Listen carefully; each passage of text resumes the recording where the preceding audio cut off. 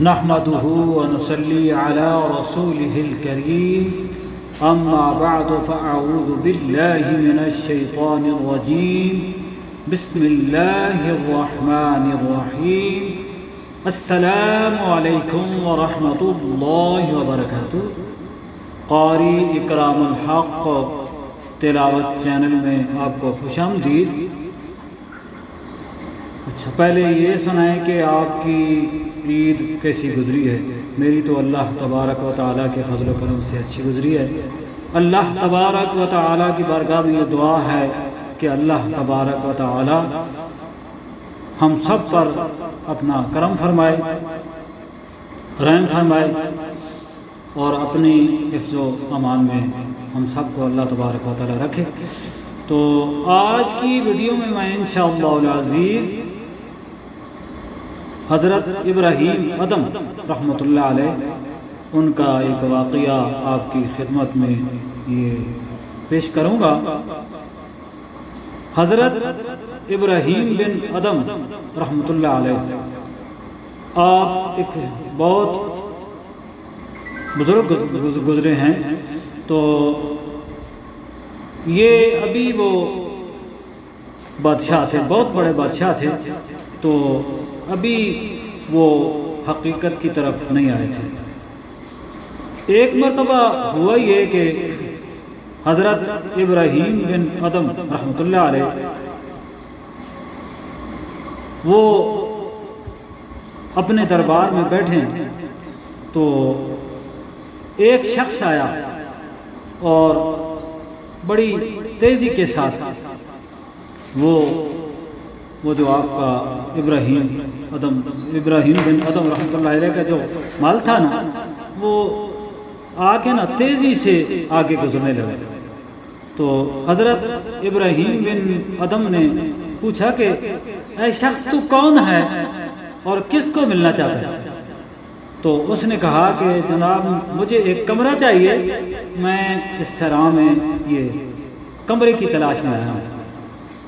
تو حضرت ابراہیم بن ادم کہتے ہیں کہ اے شخص یہ تو بادشاہی محل ہے، یہاں پہ تجھے یہ صحرا نظر آتی ہے؟ تو وہ اللہ کی طرف سے فرشتہ تھا۔ اس نے کہا کہ جناب مجھے ایک بات بتائیں کہ یہ جو محل ہے یہ بتاؤ کہ آج آپ سے پہلے ادھر کون تھا؟ انہوں نے کہا میرا باپ تھا۔ تو وہ آنے والے نے کہا کہ اچھا یہ بتاؤ کہ اس سے پہلے کون تھا؟ انہوں نے کہا میرا دادا۔ تو وہ جو شخص تھا اس نے کہا کہ اے ابراہیم بن ادم یہ مجھے بتاؤ کہ اگر یہ صحرا نہیں تو اور کیا ہے؟ آج آپ ہیں، پہلے آپ کا باپ تھا، پھر اس کا باپ تھا، تو یہ مجھے بتاؤ کہ اگر صحرا نہیں تو اور کیا ہے؟ کہ کتنے انسان آئے اور وہ گزر گئے اور آپ نے بھی گزر جانا ہے، تو یہ صحرا نہیں ہو تو اور کیا ہے؟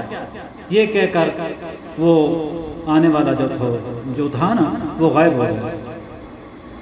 تو دل میں کچھ انقلاب پیدا ہوا۔ پھر اسی دن رات کا واقعہ ہے کہ آپ مال میں سوئے ہوئے ہیں، تو اپنے چھت پر کسی کے چلنے کی آواز 8 معلوم ہوئی۔ تو باہر نکلے اور پوچھا کہ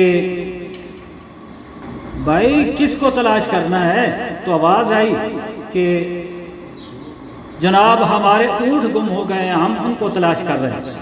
تو حضرت ابراہیم بن ادم رحمۃ اللہ علیہ نے حیران ہو کر کہا کہ اگر اونٹ تلاش کرنے ہیں تو جنگلوں میں جاؤ، یہ تو بادشاہی محل ہے۔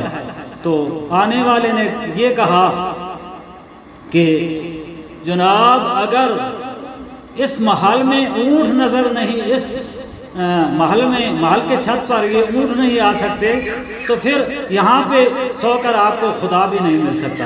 بس وہی دن تھا کہ حضرت ابراہیم بن ادم رحمۃ اللہ علیہ کے زندگی میں یعنی انقلاب آیا اور وہ بڑے بزرگ بنے، اور آج ہم کہتے ہیں حضرت ابراہیم بن ادم رحمۃ اللہ علیہ۔ تو یہاں اس واقعہ سے یہ سبق حاصل ہوتا ہے کہ اگر حقیقت ہم نے یہ حاصل کرنی ہے تو ہم نے اپنی زندگی میں یہ انقلاب پیدا کرنا ہوگا۔